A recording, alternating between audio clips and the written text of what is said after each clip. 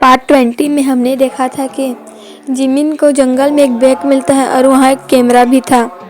अब आगे बढ़ते हैं। वीडियो में आगे बढ़ने से पहले अगर आप मेरे चैनल पे नए हैं तो चैनल को सब्सक्राइब करके बेल आइकन को हिट कर दें, वीडियो को लाइक करें, कमेंट करके आपका फेवरेट पार्ट मुझे बताएं और अच्छा लगे तो अपने दोस्तों के साथ भी शेयर कर दें।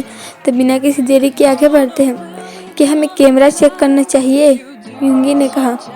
योंग, हमें चेक करके देखना चाहिए कि आखिर है किसका, जिमिन ने कहा और दोनों कैमरा ऑन कर लिया।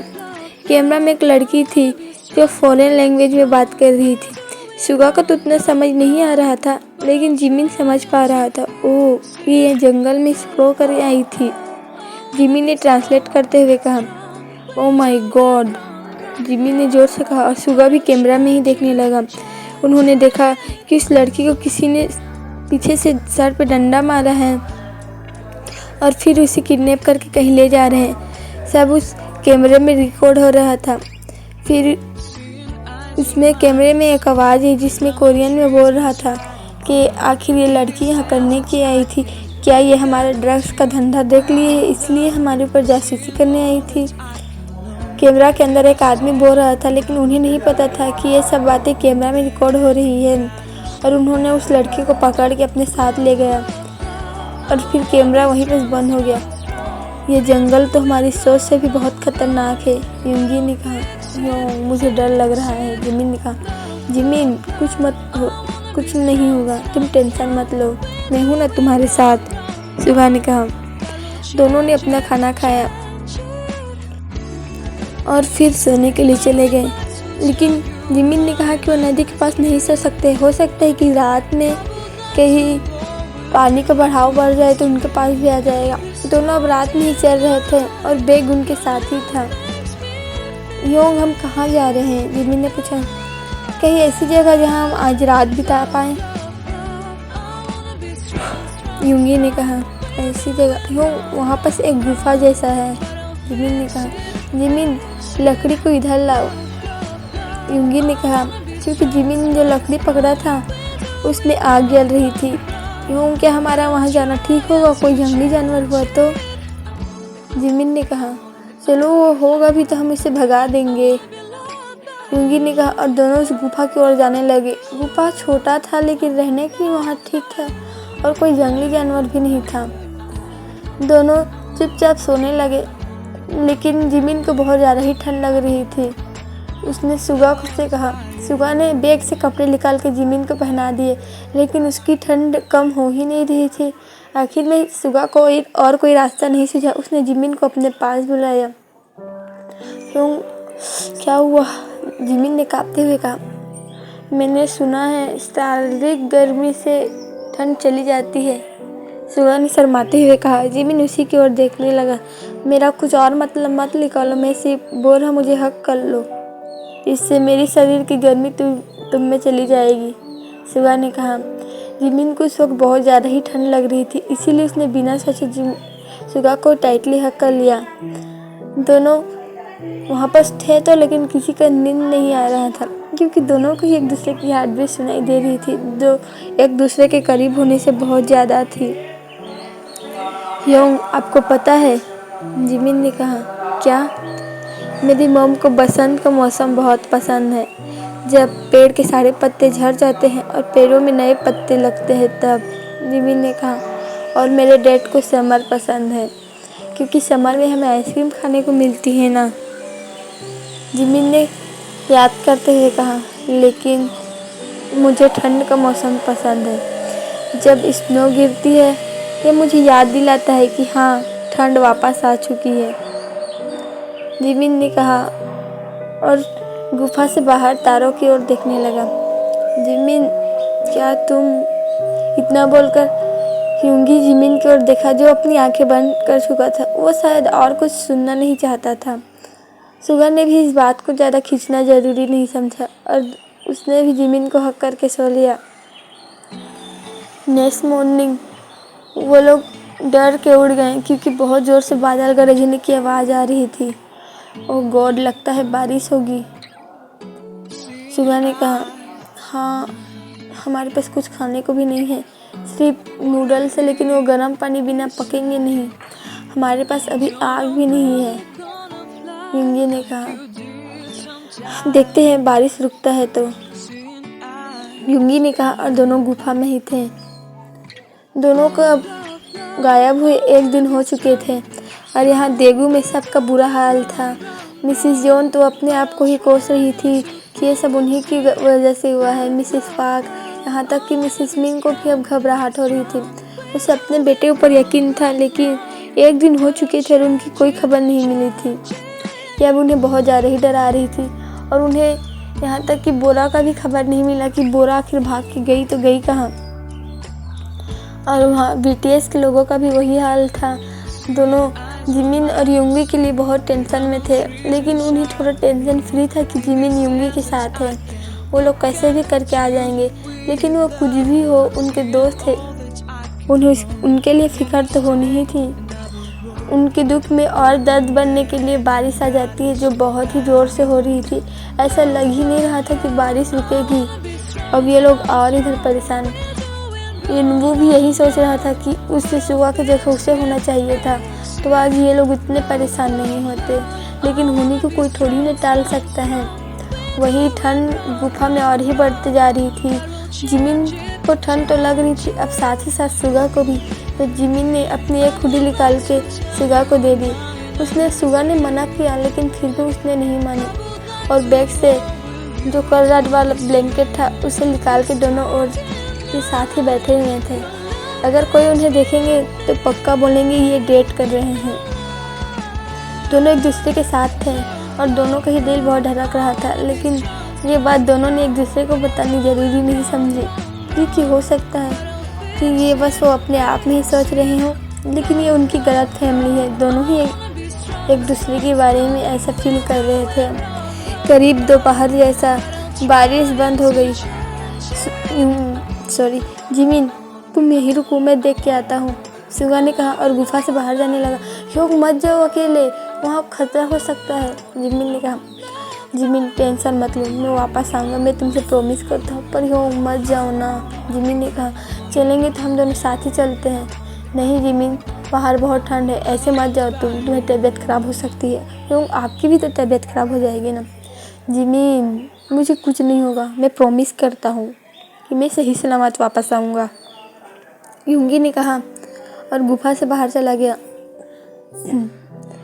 जिमिन गुफा में ही था और युंगी के आने का वेट कर रहा था, लेकिन जिमिन युंगी के बारे में सोच रहा था कि युंगी ने जो उसके लिए किया वो शायद कोई और करता कि नहीं करता। जैसे जिमिन ब्रिज से नीचे गिर गया था, क्या और कोई उसे बचाने के लिए ब्रिज से नीचे गिरता जैसे युंगी ने किया? ये सब उसके मन में थी, लेकिन उसे ये फीलिंग बहुत अच्छी लग रही थी।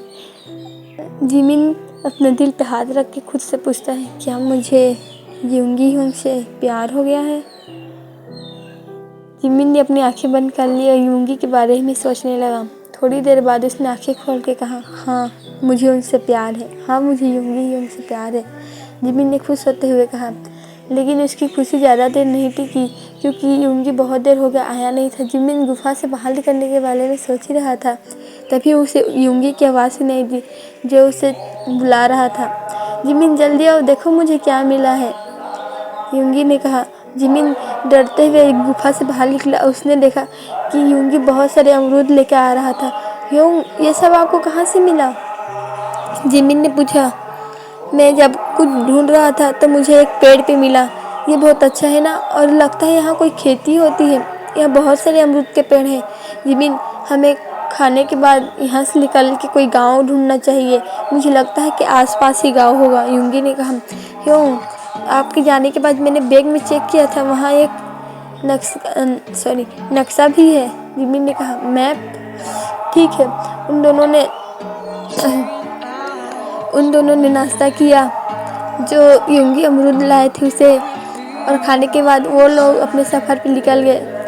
उनके पास नक्शा तो था, लेकिन उसे एग्जैक्ट लोकेशन नहीं पता थी कि वो लोग हैं तो है कहाँ उस नक्शे में। फिर भी उन्होंने इधर उधर मदद लेते हुए खुद से ही उस गांव को ढूंढ लिया। क्यों, देखिए वहाँ एक गांव है, जिमिन ने कहा। लेकिन जिमिन को युंगी की आवाज़ सुनाई नहीं दी। जिमिन ने पीछे मुड़ के देखा। युंगी वहाँ पर खड़ा था और उसके बगल में एक आदमी खड़ा था जो यूंगी के मुंह दबा के खड़ा हुआ था। योंग! जिमिन ने जोर से चिल्लाया। तभी पीछे से किसी ने उसके भी मुंह में हाथ रख दिया। दोनों ने स्ट्रगल करते हुए कहा, लेकिन वो सिर्फ दो थे और जिमिन और योंगी भी दो थे। जिमिन ने सोचा कि यही वक्त है इन लोगों को अपने कराटे स्किल दिखाने का। इसीलिए जिमिन ने जिस आदमी ने उसे पकड़ा था उसके प्राइवेट एरिया में इतनी जोर से किक मारा कि वो वहीं पर बेहोश हो गया। दूसरे वाला तो ये देख कर ही डर गया था कि ये बच्चा दिखने में इतना छोटा है, उसने इतना बड़ा काम कर दिया। कसम से जिमिन ने बहुत ही जोर से उसे मारा था और शायद ही वो कभी होश में आएगा। जिमिन ने युंगी को भी इशारा किया। युंगी ने भी बिल्कुल वैसे ही किया और दोनों बेहोश हो गए थे। उन्होंने जिस गुफा में वो रुके थे उसी गुफा में उन्हें छोड़ के वो लोग वहाँ से भागने लगे। उन्हें पता नहीं था कि ये बोरा के आदमी थे कि ये ड्रग्स वाले आदमी हैं। लेकिन जिमिन को तभी याद आया कि उसके पास मोबाइल है। योंग, मेरे पास मोबाइल है। जिमिन ने कहा, मोबाइल?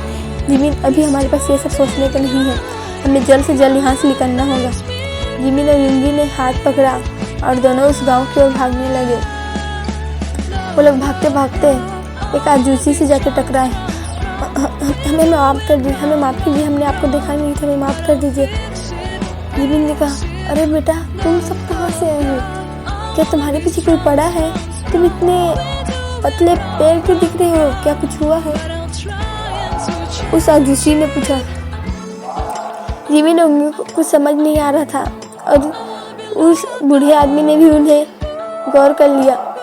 तुम लोग घबराओ मत, तुम सब मेरे साथ चलो, उस बूढ़े आदमी ने कहा और जिमिन और युंगी को अपने साथ अपने घर में ले गया। लेकिन जिमिन और युंगी बार बार पलट पलट के देख रहे थे। अब मुझे बताओ कि तुम लोगों के साथ क्या हुआ है? उस बूढ़े आदमी ने उन्हें पानी देते हुए कहा।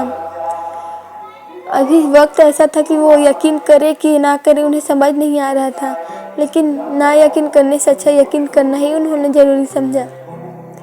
युंगी ने उसे बताना शुरू किया कि कैसे कैसे जिमिन किडनैप हुआ था। फिर वो ब्रिज से गिर के जंगल में पहुंच गए। फिर उन्हें नक्शा मिला। फिर दो आदमी उनका पीछा कर रहे थे। तुम लोग टेंशन मत लो, मैं इस गांव का मुखिया हूँ, हम तुम्हें कुछ नहीं होने देंगे। जब वो लोग तुम्हें ढूंढते हुए यहाँ आएंगे, हम लोग बोल देंगे कि तुम लोग यहाँ आए ही नहीं हैं, ठीक? उस बूढ़े आदमी ने कहा। लेकिन जिमिन को अभी भी उन पर यकीन नहीं था और सुबह यह बात नोटिस कर रहा था। उसने जिमिन के हाथ में हाथ रखा और बोला, आपका बहुत शुक्रिया, अगर आप ऐसा कर देंगे। क्या आप हमें एक चार्जर दे सकते हैं? युंगी ने कहा, हम यहाँ ज़्यादा देर नहीं रुकेंगे।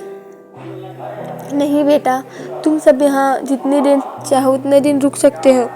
उस बूढ़े आदमी ने कहा, आपका बहुत बहुत शुक्रिया, लेकिन कसम से हम आपका ज़्यादा वक्त नहीं लेंगे। जिमिन ने भी कहा।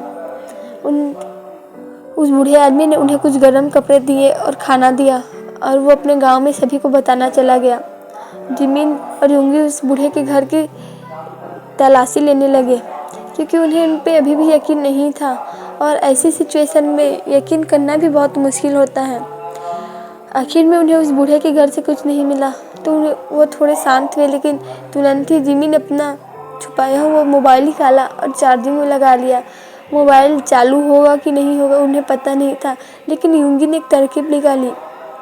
उसने जिमिन का मोबाइल एक चावल के कटोरे में रख दिया और चार्जिंग में लगा दिया। अगर पानी भी होगा तो चावल सोख लेगा और चार्जिंग में चढ़ा जाएगा। दोनों ने अपना खाना ख़त्म किया और उस बूढ़े आदमी के घर में ही थे। तभी उन्हें दरवाजे पे खटखट की आवाज़ आई। दोनों डर गए। जिमिन ने डर के सुगा को बहुत ज़ोर से हक के लिए सुगा ने खुद को जिमिन के साथ छुपा लिया। अरे बेटा, डरो मत, उस बूढ़े आदमी ने दरवाजे से कहा। ये मेरी बेटी है, इधर आओ। उसने अपनी बेटी यानी अपनी पोती को दिखाते हुए कहा। ये दोनों कौन है दादाजी? उस छोटी बच्ची ने कहा। ये हमारे मेहमान हैं आज के लिए। उस बूढ़े व्यक्ति ने कहा, ये मेहमान है, ये मेरे साथ खेलेंगे। उस बूढ़ी अंकल के उनकी पोती ने कहा, हाँ हाँ, हम तुम्हारे साथ खेलेंगे। जिमिन ने कहा, आप दोनों बॉयफ्रेंड हो, आप लोग कितने क्यूट हो। उस छोटी बच्ची ने कहा। बॉयफ्रेंड का नाम सुन के ही युंगी और जिमिन दोनों के गाल लाल हो चुके थे। उन्हें परेशान मत करो, वो अभी थके हुए हैं, उन्हें खाना खा के आराम करने दो, वो बूढ़े व्यक्ति ने कहा। और सभी खाना खा के वहाँ सो गए। रात में जिमिन और यूंगी साथ में ही सोए थे और यूंगी ने जिमिन को बहुत टाइटली हक किया हुआ था, जैसे कि जिमिन को कोई से चुरा के ले जाए। जिमिन ने अपनी आंखें खोली और सुगा को देखा, जो सुगा जाग रहा था और जिमिन को जोर से हक किया हुआ था। जिमिन ने सुगा की ओटो की ओर देखा और यूंगी भी जिमिन के ओट को ही देख रहा था। दोनों से रहा नहीं गया और दोनों ने एक दूसरे को पैशनेटली किस करना स्टार्ट कर दिया। दोनों ने यह भी नहीं सोचा कि किस ब्रेक करने के बाद वो एक दूसरे को क्या बोलेंगे। तो ठीक है, आज के लिए इतना ही। आपसे मिलेंगे फिर नेक्स्ट एपिसोड में। तब तक के लिए बाय। वीडियो अच्छा लगा हो तो लाइक, कमेंट और शेयर कर देना। तब तक के लिए बाय। बोगो सकता सारंगे हो।